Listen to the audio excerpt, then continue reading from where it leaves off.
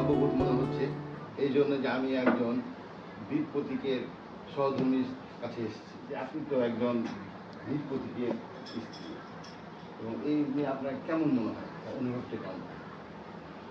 অনুভব তো মনে হয় না কিছু। আমি যে মনে হয় আমি একটা সাধারণ মানুষের স্ত্রী।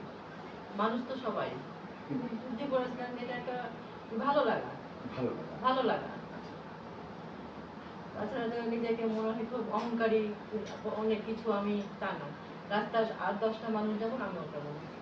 আপনার কথা অত্যন্ত সুন্দর এবং সতবাদ যে তিনি জানেন ওনার হাজব্যান্ড একজন বীর প্রতীক বীর মুক্তিযোদ্ধা, তারপরেও তিনি নিজেকে সাধারণভাবে ভাবেন। ওনার পুরা নামটা কি? ওনার পুরা নাম হচ্ছে আবু মোহাম্মদ নূর হামিদ, কিন্তু ডাক নাম হচ্ছে রিজভী। ওকে রিজভী ভাই বলে নবাবগঞ্জে সবাই চিনে, এবং রাজশাহীতেও চিনে হামিম ভাই বলে। হামিম ভাই বলে হ্যাঁ। সবাই চিনে। আর আমাদের গ্রামেও চিনে রিজভী ভাই বলে, কেউ হামিম ভাই বলে, এই দুটা নামই চিনে। পুরা নামটা হচ্ছে আবু মোহাম্মদ নূর হামিদ রিজভী। ওনার জন্মস্থানটা কোথায়? জন্মস্থান হচ্ছে নানার বাসায় মুর্শিদাবাদ জেলার হাবাসপুর গ্রামে। উনি তো একজন সঙ্গীত শিল্পী ছিলেন, সঙ্গীত শিল্পী ছিলেন এবং সুরকার ছিলেন। হ্যাঁ, সুরকার আর এবং ওই যে অনেক ৪-৫ বছর আগে আর কি সঙ্গীত প্রযোজক হয়েছিলেন। সঙ্গীত প্রযোজক। গীতি নকশা অনেক কিছু অনুষ্ঠান নিজে প্রযোজনা করতো। না, উনি তো মানে শুধু মুক্তিযোদ্ধা নাই, উনি সঙ্গীত পরিচালক ছিলেন, সঙ্গীত শিল্পী ছিলেন, ভালো ক্রিকেট ছিলেন, ক্রীড়া সংগঠক ছিলেন। তার হাতে গড়া অনেক ভালো মনের মানুষ, সাদা মনের মানুষের পুরস্কার পেয়েছিল। উনি সাদা মনের মানুষের পুরস্কার পেয়েছিলেন। হ্যাঁ, মেরিন প্রথম আলোতে। আর ওনার কি কি গুণ আছে আপনার জানা আছে? কি গুণের কথা আপনি সাদা মনের মানুষ, সাদা মনের মানুষ তো না। ওর গুণ বলতে আমি তো এমনিতে চুপচাপ থাকতো, এমনি যুদ্ধ করেছে, কোথায় কোথায় কি করেছে যেগুলো বাইরেই শুনতে পেতাম, আমি দেখাবেলা করতাম শুধু, যে এমন কিছু বলতো না যে আমরা এত কষ্ট করেছি। একটাই ঘটনা বলেছিল যে আমরা সকালে উঠে দেখছি যে একটা সবাই শুয়ে আছি সন্ধ্যার সময়। এটাই আমার বাড়ির বেশি মনে আছে যে একটা মোটা সাপের উপর মাথা দিয়ে সব শুয়ে আছে, সাপটা কিছু করেনি, গাছে বেড়ির মতো জোরে আছে সাপটা। আর তখন সকালে বলছে যে এত ঠান্ডা কেন লাগছে গাল, দেখছে কে যে একটা মোটা সাপ, তখন সবাই ভয় পেয়েছে। এই কথাটা বেশি বলতে হয় আমার মনে আছে। এটা হচ্ছে ওই যখন যুদ্ধকালীন সময় যেখানে ট্রেনিং ছিল ইন্ডিয়াতে।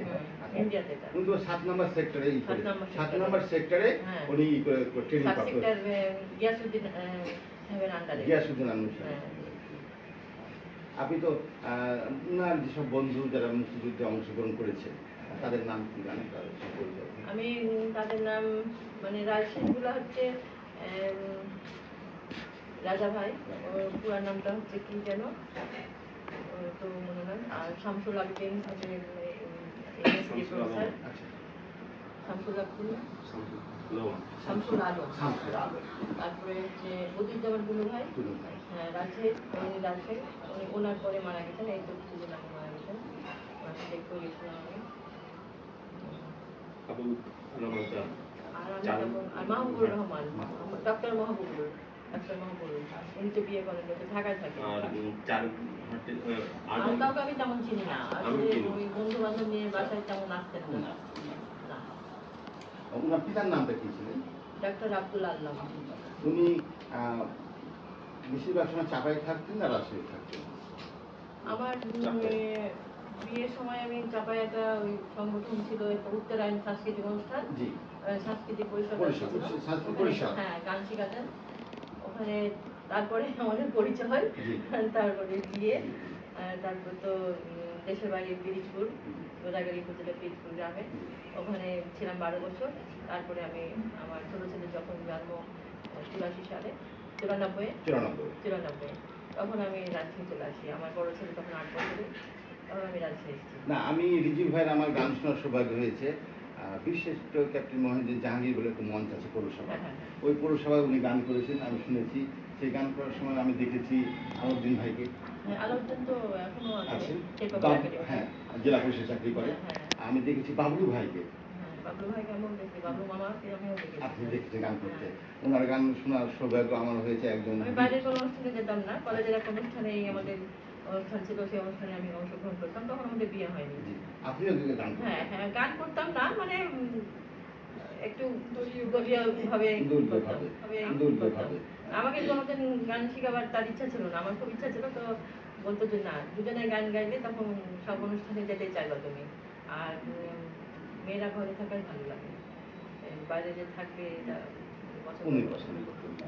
ওনার কয় ছেলে মেয়ে? আমার দুটাই ছিল। দুইটাই ছেলে। ওনার সব ভালো, বিয়ে হয়ে গেছে ওনাদের? না, ছোট বড়টার বিয়ে হয়েছে, ছোটটা এখন আছে। আমরা আপার সঙ্গে কথা বলছি, কারণ ভাবি বলছি না এই জন্য যে আপা বাসা, আমার বাসা চাঁপাইনবাবগঞ্জে, নদীর ধারে। হ্যাঁ। আমাদের অনেক আগে থেকে পরিচয়। আব্বার সঙ্গে আমি দেখেছি। আমার আব্বার সঙ্গে তোমার আব্বা তো মানে বন্ধু, বন্ধু দুই ছিল, বন্ধু একেবারে। আমার আব্বা কিন্তু বীর মুক্তিযোদ্ধা ছিলেন। শুনেছি। শুনেছেন? আব্বাকে রাষ্ট্রীয়ভাবে ওনাকে খেতাব পদক, 21 পদক দিয়েছে। 21 পদক দিয়েছে। এখন আমি কথা বলবো আমাদের রিজিউ ভাইয়ের বড় সন্তানের কাছে। আপনি কেমন আছেন? আলহামদুলিল্লাহ ভালো আছেন? জি। আচ্ছা, আমি কাগজ পেলাম, লেখা আছে কসবা অপারেশন এবং নূর হামিদ রিজভী বীরপতি। এই কসবা অপারেশনটা কি? ক্যাপ্টেন ইয়াসউদ্দিন নেতৃত্বে যখন এই যুদ্ধ হয়, তখন নূর হামিদ রিজভীকে করে প্রধান করে চাপালে তাকে, তার নেতৃত্বে 11 জন তার সাথে ছিলেন, বীর মুক্তিযোদ্ধা ছিলেন। চাপালে। তখন সেদিন একটা পাকিস্তান আর্মিরা আসার কথা ছিল রাজশাহীর দিক থেকে, কিন্তু ওরা আসে চাপাইয়ের দিক থেকে। ওই চাপাইয়ের দিক থেকে তারা আসে, তো তখন ওই চাপালে হামিম ওইখানে আসার পর অ্যাকশন বলার সঙ্গে সঙ্গে 8 জন পাঞ্জাব ও 3 জন পাকিস্তানকে গার্ডি ঝাঁঝরা দিয়েছে। এমন সময় ক্যাপ্টেন ইয়াসের তার কাছে আছে খবর পৌঁছায় যে এই কসবা অপারেশনটা সাকসেসফুল হয়েছে। এটি হচ্ছে কসবা অপারেশন, যেটা রিজিউ ভাইয়ের নেতৃত্বে ক্যাপ্টেন গিয়াসের পরামর্শে তাকে পাঠানো হয় রাজশাহী থেকে চাঁপাইনবাবগঞ্জ। পাকিস্তানি সেনারা আসবে, তাকে এবং তারাকে চাপালে তারাকে ধরতে হবে এবং তারাকে খতম করতে হবে। এই খতমের দায়িত্বটা দেওয়া হয় আমাদের বীর প্রতীক রিজভী ভাইকে, এবং তিনি অত্যন্ত সফলতার সাথে তিনি এই অপারেশনটা সাকসেসফুল হয়। এই জন্য তাকে এই অপারেশনটার নাম দেওয়া হয় কসবা অপারেশন। এটাই জন্যই তাকে বীর প্রতীক খেতাব উপাধি দেওয়া হয়। এটার জন্য তাকে বীর প্রতীকে খেতাব ঘোষিত করা হয়। তাই এই বীর প্রতীক পেয়েছে আপনার বাবা এবং বীর মুক্তিযোদ্ধা। আপনার কেমন লাগে? আমি খুব গর্বিত, আমি একজন মুক্তিযোদ্ধার সন্তান। যেমন শেখ হাসিনা মুক্তিযুদ্ধের জন্য অনেক কিছু করছে, যারা অসহায় দুস্থ তাদের জন্য বাড়ি করে দিচ্ছেন, এবং যারা খেতাবপ্রাপ্ত মুক্তিযোদ্ধা তাদের জন্য কি অনেক কিছুই করেছেন আমাদের জন্য। তার মধ্যে একটা বড় আমাদের পাওয়া হচ্ছে যে খেতাবপ্রাপ্তদের জন্য তিনি রেশনের ব্যবস্থা করেছেন। রেশনের ব্যবস্থা? হ্যাঁ, আমি গত বছর 2022 থেকে আমি রেশন পাই, ডিসেম্বর 2022-এর ডিসেম্বর থেকে আমি রেশন পাচ্ছি, এবং রেশন 3 সদস্য রেশন পাই, এবং আমার অনেক সচ্ছলতা এসেছে আমার পরিবারে। এই যারা মুক্তিযোদ্ধা, আপনি মুক্তিযোদ্ধাকালীন ভাতাও পান? হ্যাঁ, মুক্তিযোদ্ধা ভাতা সবই পান, শুধু এর সঙ্গে যদি, যেহেতু উনি একজন খেতাবপ্রাপ্ত মুক্তিযোদ্ধা, ওই জন্য ভাতাটা ওনার সঙ্গে যোগ করে দিয়েছে মাননীয় প্রধানমন্ত্রী। হ্যাঁ, আমাদের দিয়েছে, মানে খেতাবপ্রাপ্তদের তো আলাদা সম্মানই ছিল। আচ্ছা। কিন্তু এখন সাধারণ মুক্তিযোদ্ধা এবং বীর প্রতীক আর বীর বিক্রম, ওদের আমাদের সব একই করে দিয়েছে।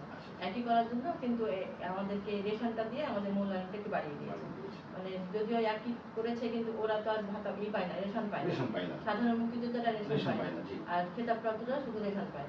কেউ 3 সদস্য, কেউ 4 সদস্য, 4 সদস্য বেশি না, 3 সদস্য আমি পাই। আমি 3 সদস্য করেছিলাম, যেহেতু আমরা 3 জন, আমি জি। 4 করলে 4 হতে পেতাম, কিন্তু আমি ভাবলাম যে আমি যে 3টা পেলেই মনে হয় আমার বেশি ভালো হবে, আর এতেই আমি অনেক খুশি। খুব ভালো লাগলো আপার সঙ্গে কথা বলে। আমি একজন মুক্তিযোদ্ধার সন্তান হিসাবে আমি ছোট্ট কিছু কাজ করতে পারছি বলে